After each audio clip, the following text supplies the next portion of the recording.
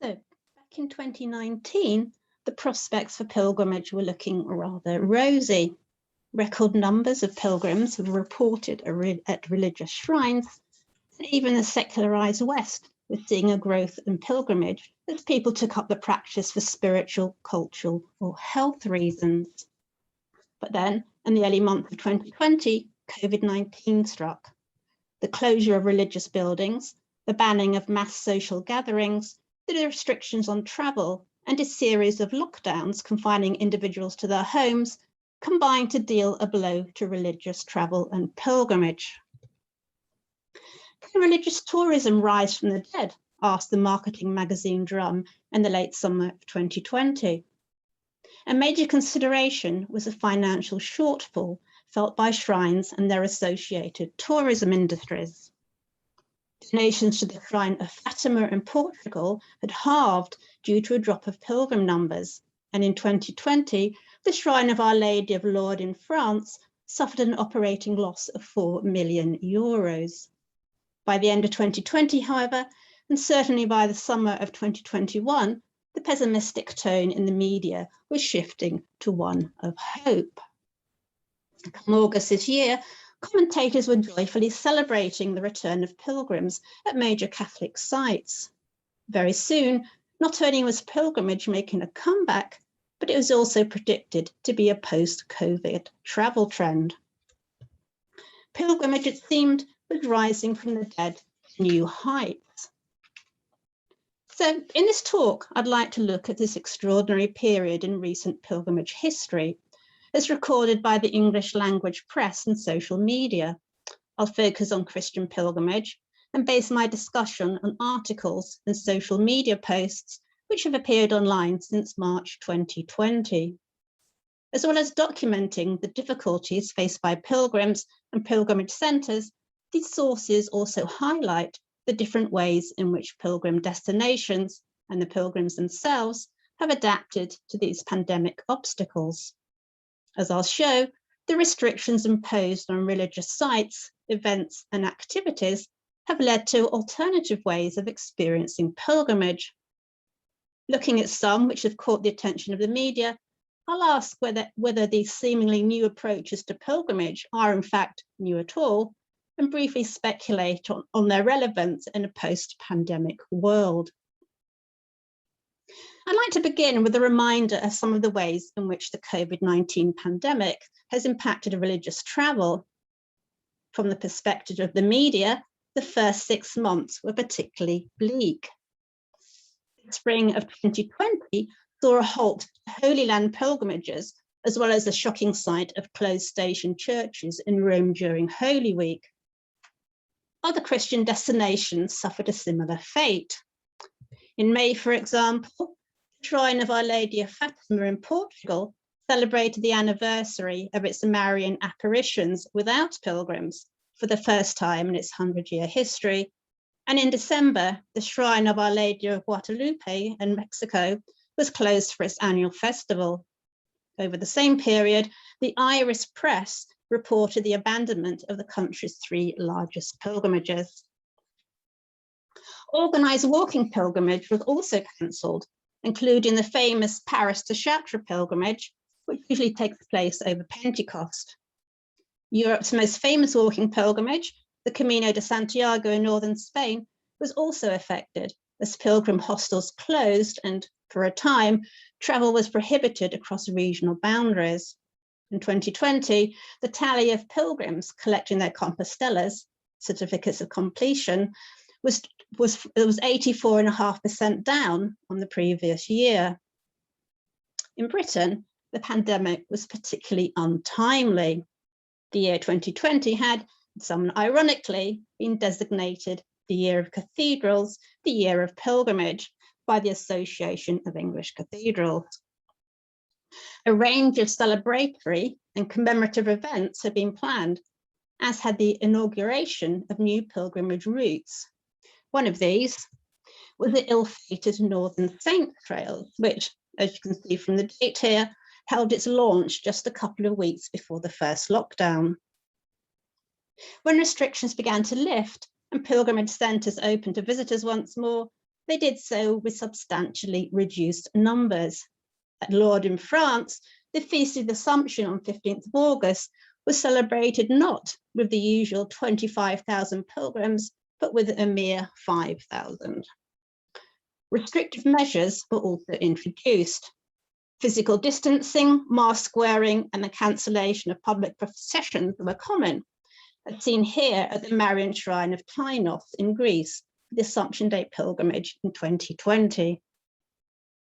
So, faced with cancelled events, closed churches, restrictive measures, and travel prohibitions, how did pilgrim centres and their would-be pilgrims respond? Well, according to media reportage, they responded in a number of innovative ways. The most widely publicised alternative to traditional on-site pilgrimage during COVID has been its virtual substitute. In its pandemic form, virtual pilgrimage typically involved participating in a pilgrimage from the comfort of home via the medium of the internet. One popular form has been the live stream event where, using digital platforms such as Zoom and YouTube, a pilgrimage is streamed directly to viewers. One of the largest live stream pilgrimages in 2020 was the 15-hour event at Lourdes. It included services in English and Spanish, the recitation of the Rosary in 10 languages, communion, and lectures. Viewers were also taken on a virtual tour of the sanctuary and treated to live music. Another virtual approach is the pre-recorded compilation of hymns, prayers, sermons, spiritual reflections, poems, and other religious content as a stand-in for the traditional pilgrimage. The online pilgrimage, recorded on YouTube by the Bradwell Pilgrimage in Essex and England, for example, comprises photographs from past pilgrimages, recorded hymns and prayers, and video clips of the clergy performing the liturgy at the site.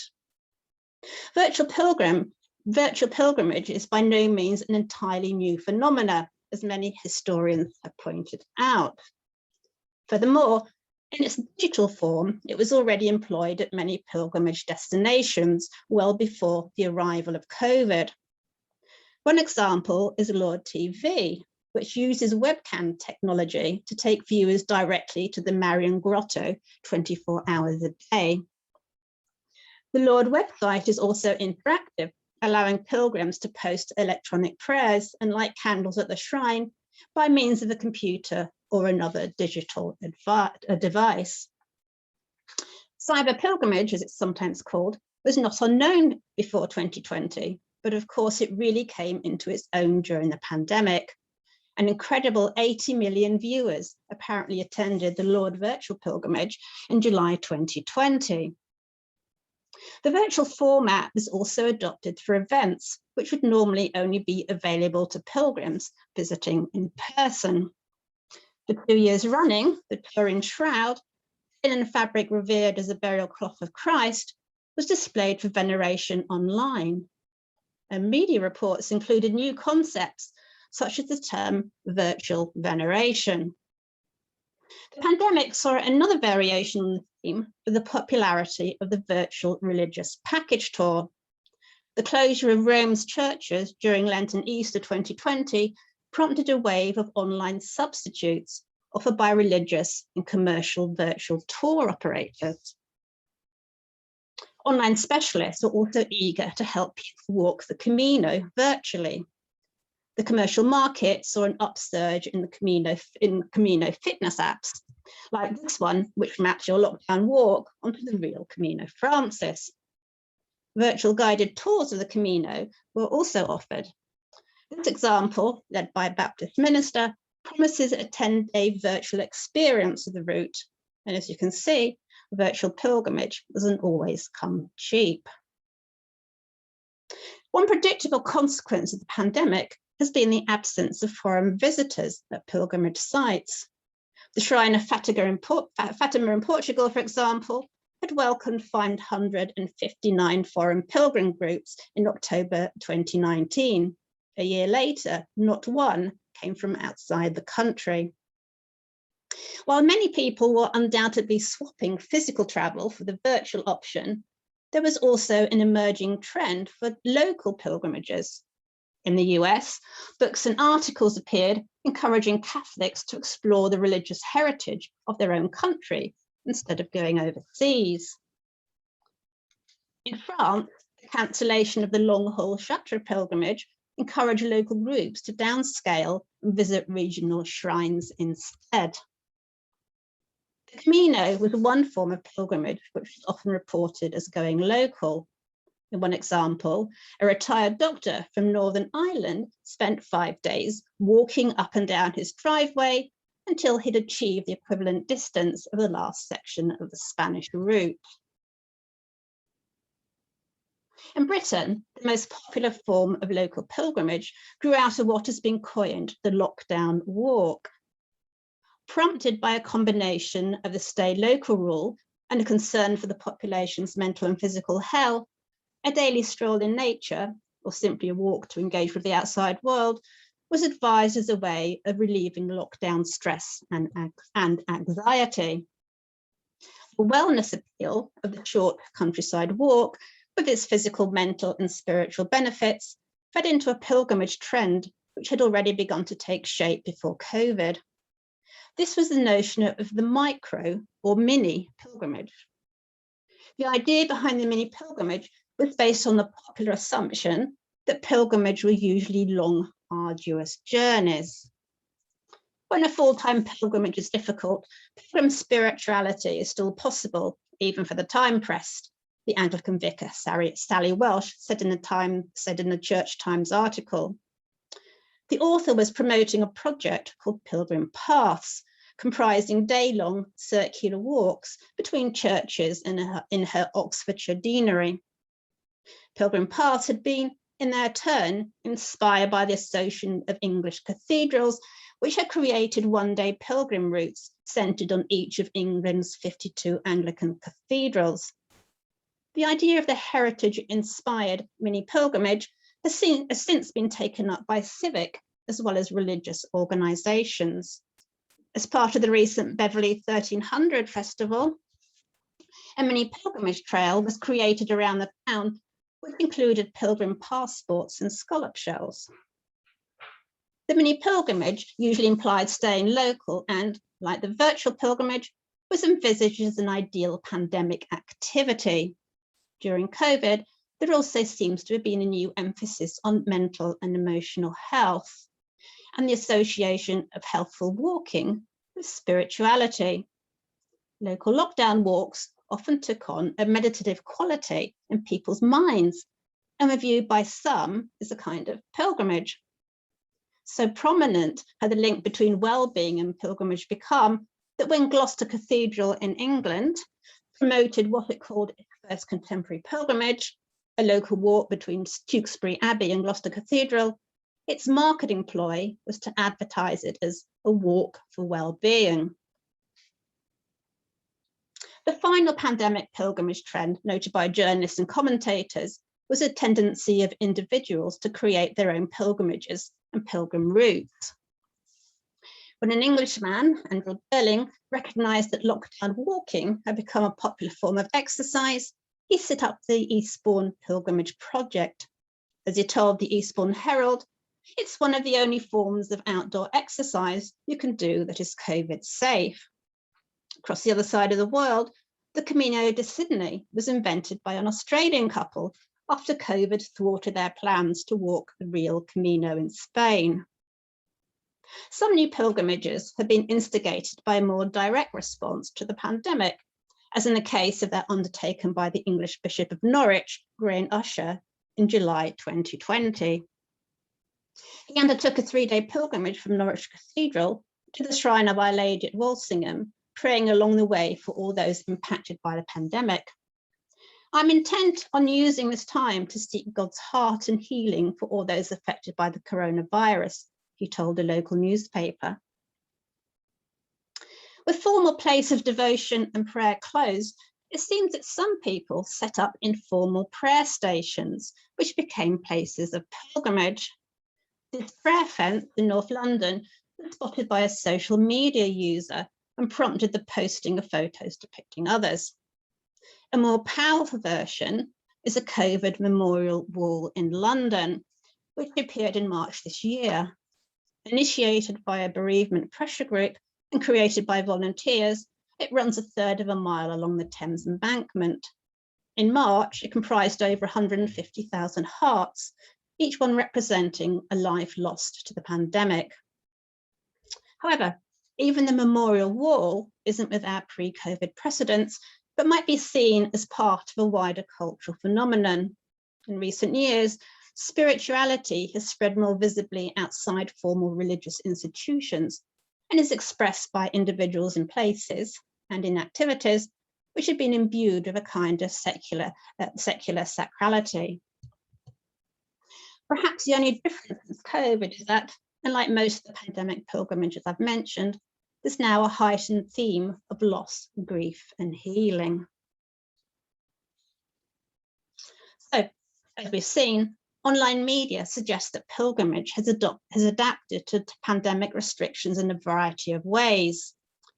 Those I've outlined include a shift from on-site events to virtual ones, from international pilgrimages to local ones, from long journeys to shorter ones, and from well-established religious activities to independently created ones. As I discussed, none of these pilgrimage characteristics are particularly new. They were already established or were fast emerging before the advent of COVID.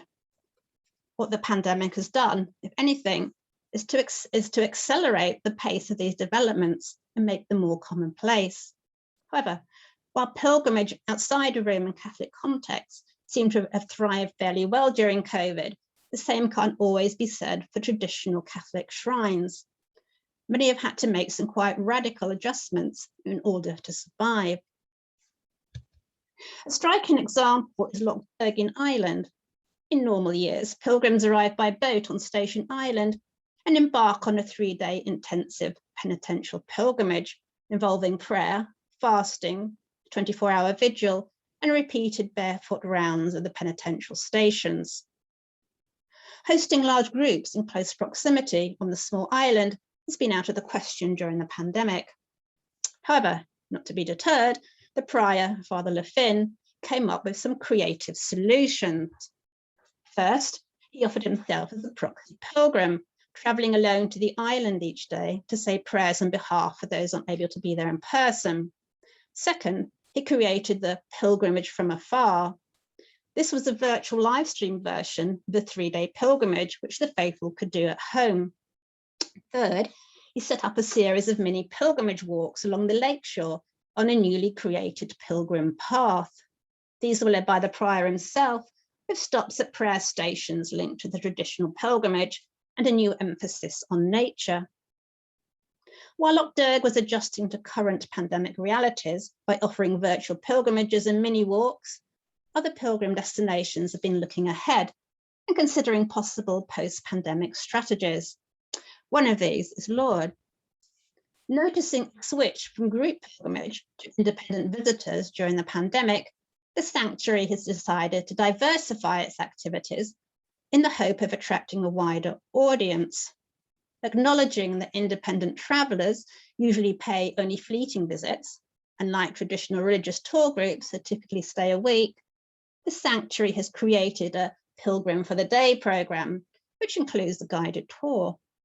Also planned is a medieval walking path taking visitors to the town's ancient castle. If we were to believe the optimism of the media, popular pilgrimage centres are already seeing a return to their traditional clientele in traditional numbers. Nonetheless, as pilgrimage becomes increasingly associated with heritage, with nature, with wellness, with secular spirituality, and with walking, it seems likely that the kind of pandemic novelties introduced at Loch Derg and Lourdes will soon be found at other traditional sites. Pilgrimage at the time of COVID has found useful outlets and the prevailing popular culture of our time. I suspect that it is these wider influences, rather than the pandemic itself, which will shape the future of pilgrimage in the post-pandemic world. Thank you.